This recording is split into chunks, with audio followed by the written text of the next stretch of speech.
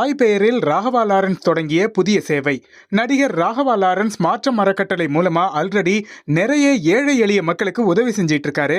காஞ்சனா 4 படத்துக்காக வாங்கின முன்பணத்துல தன்னோட வீட்டை ஸ்கூலா மாத்த போறதா அனௌன்ஸ் பண்ணியிருக்காரு.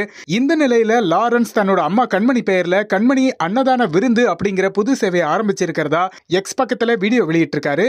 அதுல அவர் பேசும்போது, என்னோட அம்மா கண்மணி பேர்ல கண்மணி அன்னதான விருந்து ஆரம்பிக்கிறதுல ரொம்பவே சந்தோஷம். வசதி படைச்சவங்களுக்கு மட்டுமே கிடைக்கக்கூடிய உணவு ஏழைகளுக்கு எட்டாக்கனியா இருக்கு.